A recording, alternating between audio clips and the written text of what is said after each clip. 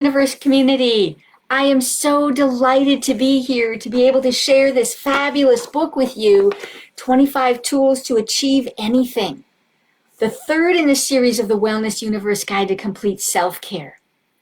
And I'm super excited and thrilled that I've been able to add chapter 9.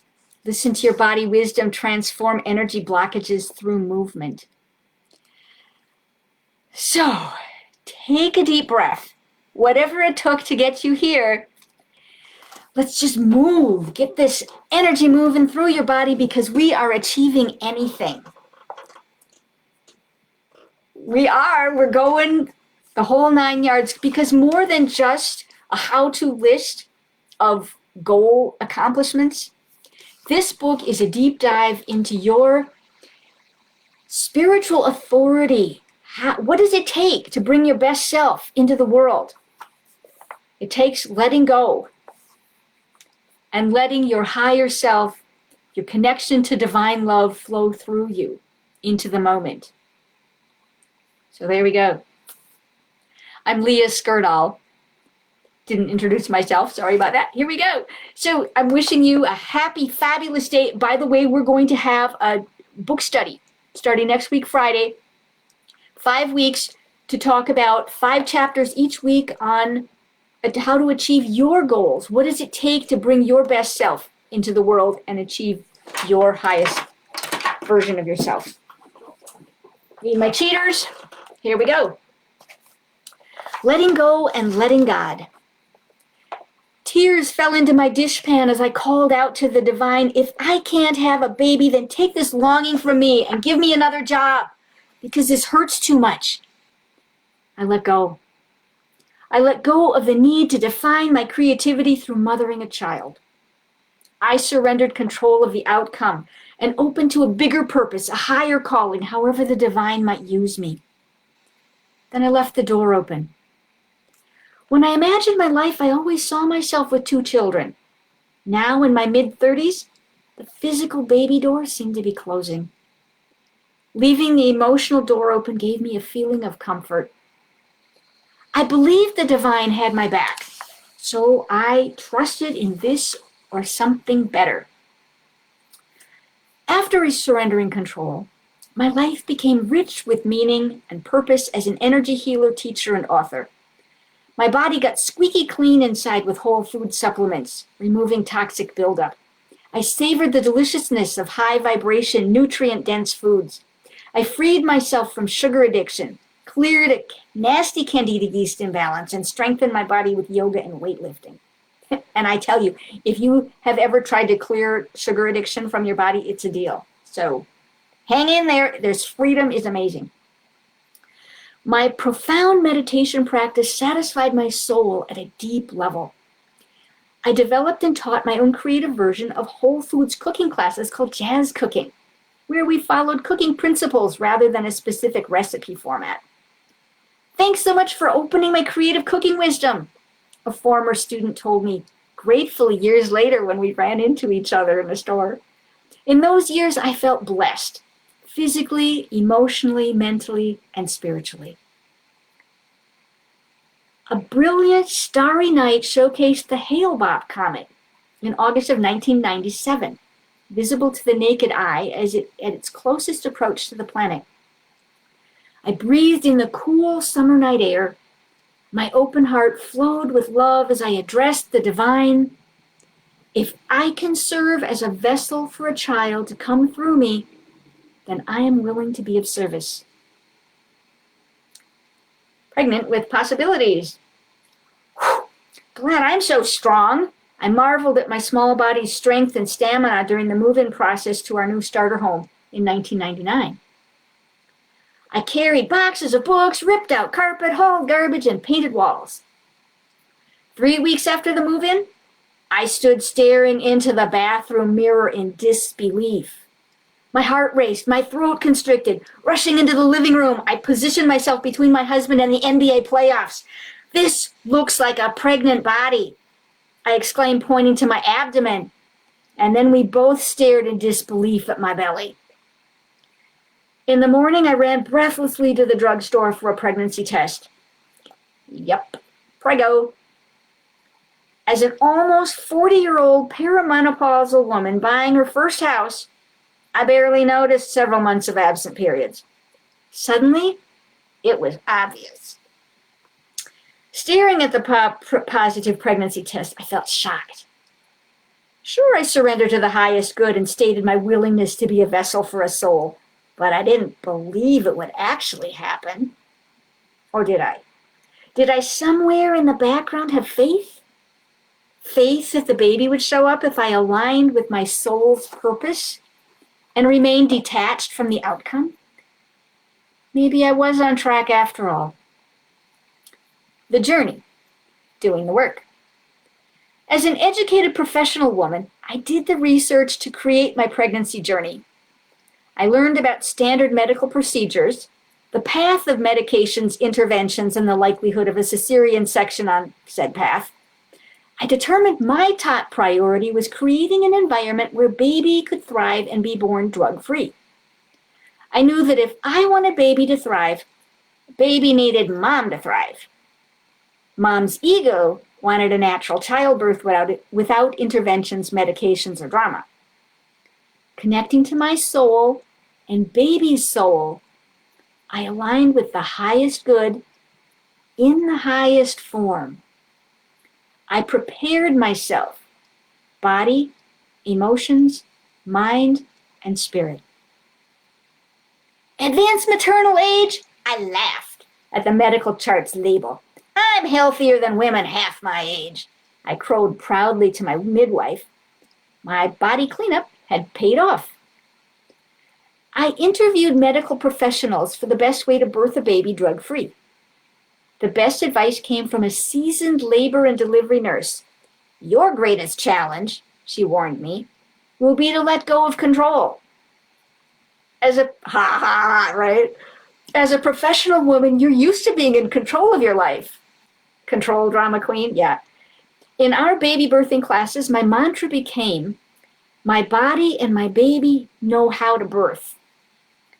I played with learning my body's rhythms so I could trust my body and surrender control when necessary.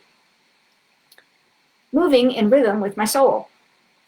I practiced letting go of control and getting in the flow, a skill I learned through jazz cooking.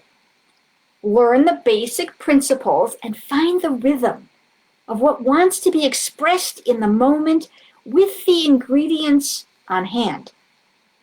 I developed the practice of getting in the flow through body-soul movement, a practical skill to achieve my goal of birthing a drug-free baby with grace, ease, and joy. As a non-athlete, growing up in a non-athletic family, I had believed I was not coordinated. I didn't have a great relationship with my body until my late 20s. My practice of body-soul movement changed my relationship with my body to one of self-trust and self-confidence. I practiced body-soul movement to release stuck emotional patterns that surfaced from deep within my body. At 3 a.m., I was startled awake, my heart racing, my breathing shallow. Tuning inward, I listened to my body wisdom with the ears of my heart. An image stuck in my mind's eye, which would often return in the night during my pregnancy. I first saw the young woman at an open-air market in Italy many years ago. She sat on the ground with a sign and an empty bowl, pregnant, alone, and desperate. My gut wrenched. I looked away and kept walking to the train station. 2 months later, I passed through the same market square. My heart stuck in my throat when I saw her again, with a round belly, obviously pregnant, alone, and looking more desperate. I hurried away, her image emblazoned on my psyche. Now she was keeping me awake at night. I feared being a single parent, alone, impoverished, and desperate. My husband comforted me when I talked to him about my fears. I trusted that he would stay and protect me and our baby. Where did this fear come from? Encoded somewhere in my DNA was the experience of a homeless mother and child surfacing for release. In recent years, the field of epigenetics has included studies on how DNA inherited from our ancestors affects our habits and behaviors. I now understand how and why I had those vivid, unprecedented fears. Remembering that homeless woman triggered ancestral energy moving through my body that wasn't mine. Body-soul movement in practice. I lay in bed processing the fear that woke me night after night. As I tuned in, I allowed my body to move as it wanted. My hips tilted forward and back in soft gyrations, rocking side to side in broad stretches, following a figure 8 pattern. My shoulders followed. My breathing slowed. My neck stretched. Left shoulder, right hip, right shoulder, left hip. Kundalini energy rose through my spine in waves. As my body processed, I affirmed, I choose to create an environment where baby and I can thrive.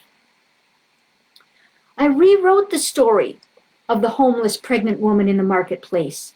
I reimagined her as a successful businesswoman with a child on her hip, confidently selling goods to market goers. As I reimagined her success, I felt less anxious and more confident in myself.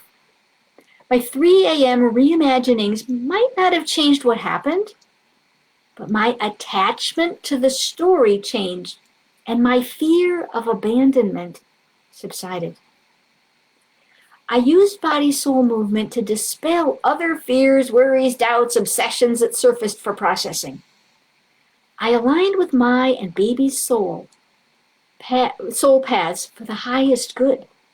I acknowledged each fear, let it move through my body, and affirmed my desire. I choose to create an environment where baby can thrive. I choose to birth my baby with grace, ease, joy, and glory for the highest good. When contractions started at 39 weeks, I visited my midwife and chiropractor. You're ready, they assured me. I walked a couple miles around the neighborhood, pausing each time another contraction rocked my pelvis. Here goes, I thought with anticipation. I'm as prepared as I can be. That night, I birthed a healthy baby girl with as much grace, ease, and joy as a birthing process allows. Without medications or medical interventions, aligned with the highest good. A few days later, at home in bed, oh gosh, it still gets me.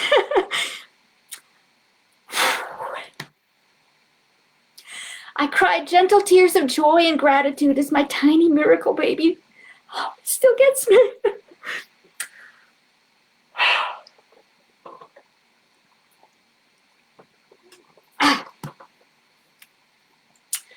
I cried gentle tears of joy and gratitude as my tiny miracle baby nestled at my breast. What's wrong? My husband asked with concern. In the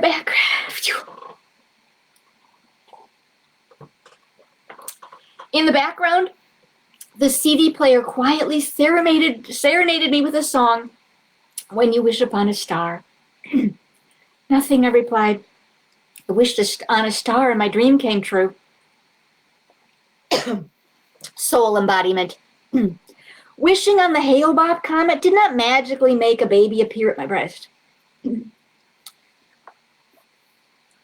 Again, at the advanced maternal age of 42 and a half, my second healthy baby girl and I also achieved my goal of natural childbirth without medications, medical interventions, or drama.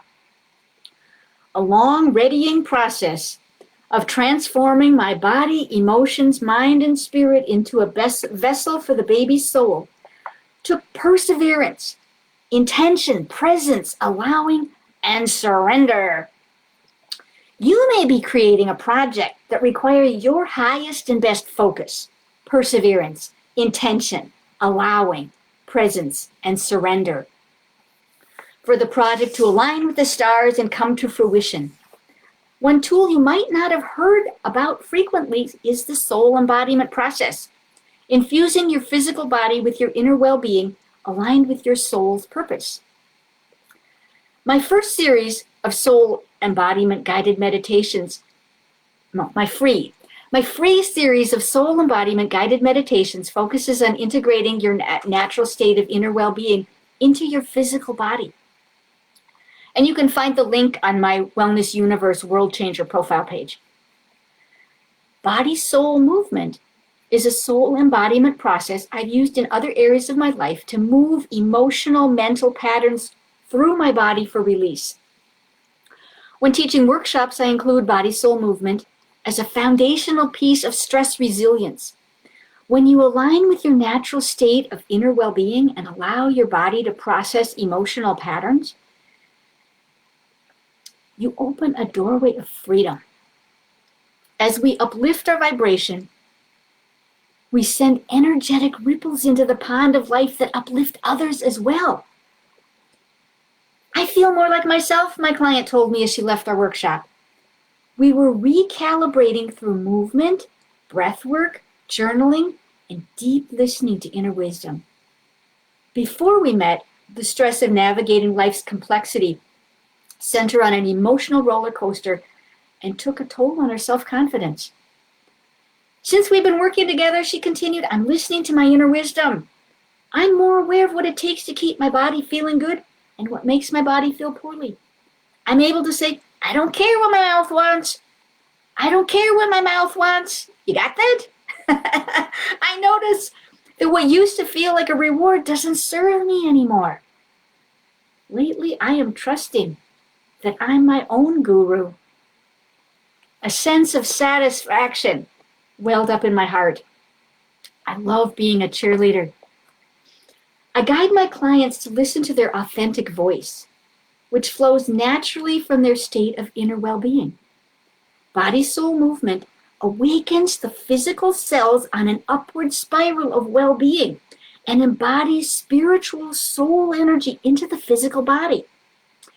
As old patterns of resistance and energy blockages unwind from the physical tissues, a deep level of healing and well-being surfaces from within. You've been a catalyst, another client raved. I'm gaining momentum and tools to do the work Spirit's calling forward. Thanks for being my encourager and my cheerleader. And that's the work Spirit calls for me.